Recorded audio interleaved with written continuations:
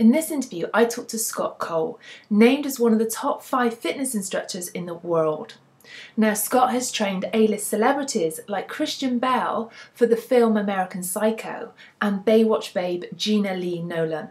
And now he's going to share with you his layering approach to weight loss for people of all ages. So I hope you enjoyed the interview.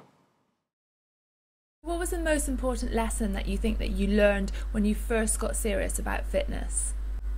I think, Angel, that it starts within. I think a lot of people come up and say, I want to, get rid of the flab under my arms. I want to get firmer core. I want to do all this external stuff. And I started looking at the people that I admire. I admire great athletes and people who have a focus, an internal drive to do something, set a goal, do something great for themselves. So I began approaching it that way, that I wanted to get up every day and say, what am I going to do today? How am I going to nurture myself? How am I going to change the world for the better, or at least contribute in a way that feels honorable, magnificent, challenging? So I started to look at my life from the inside out. What common things do you see people do wrong then when they first start exercising?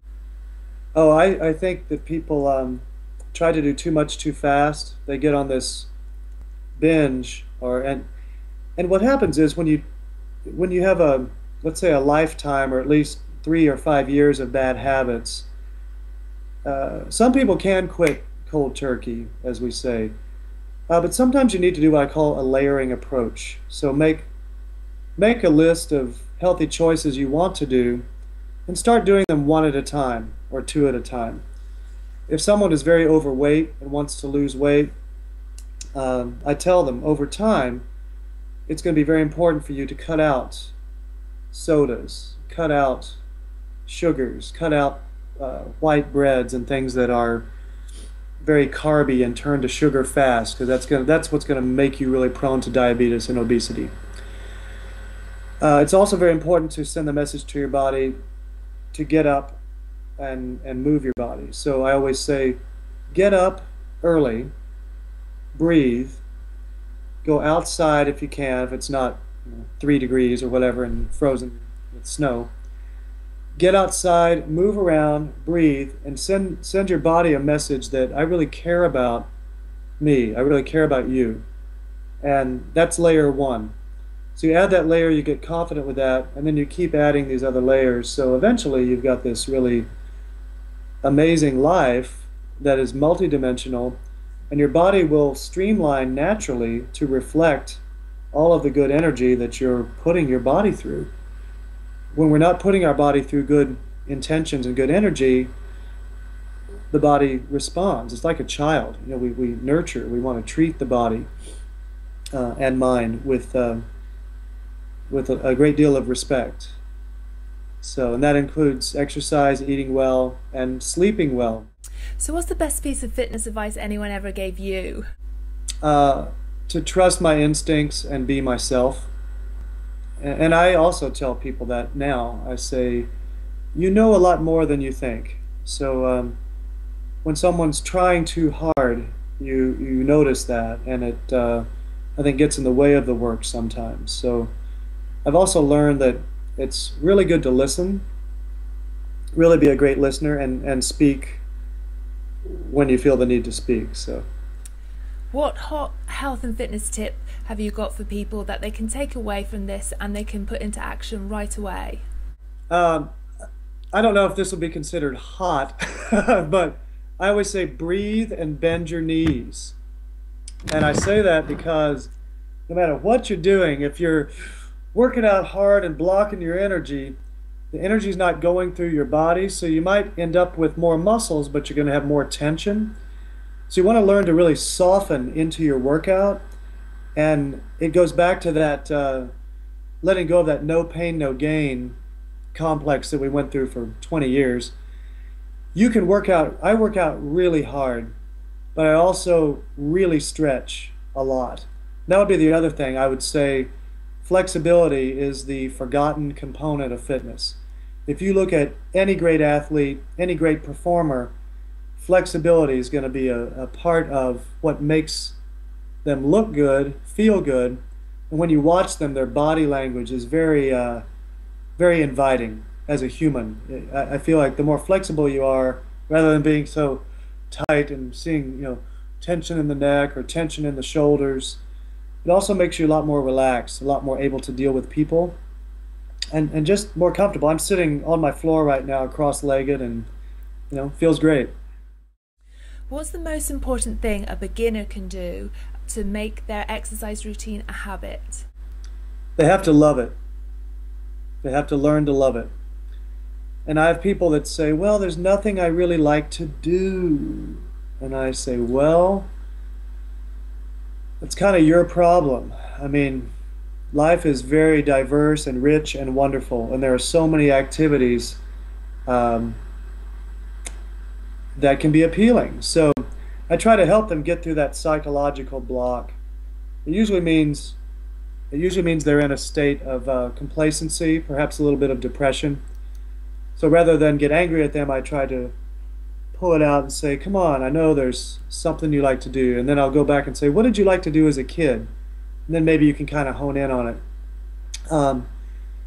If someone has a really long way to go, I'll start with simple things like Tai Chi, actually QiGong, ancient Chinese healing and breathing exercises are great for beginners because they get them back in tune with their breath and with their body, and maybe start to move energy around to where they can start to work through whatever it is that's blocking them. I believe that a person's natural state is one of good health, not of blocked, diminished health. So we have to all get back to that first step of, why am I not loving myself enough to work out every day? And getting in the pool is a great way. Get people started in the pool, just breathing and moving like a kid. I get people in the pool all the time, and it's great to talk and converse. The water provides a natural nurturing. I mean, we're made of water, so it makes sense that water would be something nurturing for us, so that could help us get back on track. There's lots of unreliable information on the internet. Can you debunk some myths about fitness for us? Sure. One of them would be you cannot spot reduce. So let's say we have fat around our midsection. You can do 1,000 sit-ups or crunches and it won't make any difference in the world. It will strengthen you underneath, but I always say you have to excavate like Tut's tomb. You have to reveal the abs of steel that lie underneath perhaps the layer of fat. So in order to reduce your body fat, you have to work the whole body. So that's why I teach whole body connection. I don't do what I call component training anymore. So that would be another myth, that doing bicep curls solo and then doing tricep extensions, it's good, but you want to involve the whole body. So the more you can stand and sink into your leg base while you're doing these things, or sometimes I'll stand on one leg and do my bicep curls, because when I do that, it forces my abdominals to work a little harder to balance me. So there are a lot of things like that you can do, increase your functional training by challenging the body in a different way. What other myths would there be? Oh, dieting. I hate the word diet. I don't like to use the word hate, but I'll use it in reference to dieting because, yeah, we've sent the wrong message to people. Because when someone is so worried about what they're eating that they're avoiding avocados or almonds or things that are really, really healthy for you, those should not be avoided. Your body needs natural fat for oils to the skin and for metabolic processing. So if someone's dieting and avoiding fat, your body thinks it's starving. So that's when you'll store fat. And people, even thin people store fat because they're not eating enough and properly. So you get this, your fat content might be higher than you want it to be because you're skipping meals and maybe not fueling your body like a furnace. It's like keeping a fire going. If you let the fire go down, you have to build it all up again. So as long as the fire is burning a little bit, put a little more in there. Like a gas tank too, you don't let it run to empty. And if you're going to have a glass of wine or a cocktail, I tell people have one. It works for the French. All that red wine seems to be great. So I think there are some qualities of wine that perhaps we don't understand how they work. Or maybe that's my way of rationalizing because I really like a good glass of red wine. Yeah, we drink red wine. We read the Blue Zones book where they were talking about the people in Sardinia who live to be over 100, and they have one glass of red wine every day, and they say it's very important. And they also have olive oil in their diets, all of those societies. Well, the Japanese that live a long time, the Okinawans, have fish oil. Oils are a vital component to longevity. So I buy organic olive oil down in Baja, Mexico. I go across the border into Baja California, Baja Mexico, and bring back this great olive oil. I actually even put it on my skin. I'll take a spoonful in the morning sometimes, just so I can make sure I get enough throughout the day. So yes, I think the studies of Sardinia and certainly Greece, Italy, Japan, certain areas, they usually have a very organic outdoor relationship, body to nature, lots of great community and lots of great organic food. So I do agree on that. Can you recount any inspiring stories, anything significant where you've really helped change somebody's life? Yes. Well, one thing you might find interesting, I'll start with a celebrity story, and then I'll go into perhaps the deeper aspect of it. 10 years ago, almost 11 actually, I trained actor Christian Bale for his film American Psycho. And at the time he was a budding movie star, now he's a big blockbuster star. And we worked every day, and he changed his body so much within the month we worked together that he landed the cover of Time magazine. And I felt very validated with that because I had the opportunity to work with someone very driven on the physical front to really change his body to get into a movie role. I never saw the movie because it's about a serial killer that goes wacky in the 80s. Have you seen it? I have, yeah. Well, I get emails still from people that say, "Oh, well, I know you trained Christian Bale. American Psycho is my favorite movie." I go, delete. Because, yeah, I'm just not into the subject matter. But I enjoyed training Christian. He was great when I knew him and trained him. So that was one nice story. Right now I have a client that's 84 years old, and she was questioning her balance. And so I've been working just easily. I'll maybe even show you a move here if I can clear the space. I've been working with her on getting in and out of a chair and using your chi or energy to breathe. I don't know if I can do this here or not, but anyway, when you sink into your leg base, I'm actually sitting on the floor. You can't see me, so I can't really stand up. But as you breathe and exhale and lean forward into your leg base, as you stand up, like Tai Chi, it gives you better balance. So I've been doing a lot of body work with people over 60 to help them maintain their balance. So I've been getting lots of emails and testimonials from people who have my Discover Tai Chi DVDs, or that I've worked with at conferences or privately, that are feeling so much more confident in their bodies, and even at these what we would say later stages in the mid-80s, they're making improvements, which is very exciting for someone, because in their mind, a lot of them think, well, I'm just going to get more arthritic, more stiff. This is just the way it is. Now, people tell me that all the time. Well, when you get to be, I'm like, no. Don't even go there. I know sometimes physicality wanes, but I don't know. I'm 48, and I play beach volleyball with 21-year-olds, and usually I have a higher fitness level than they do.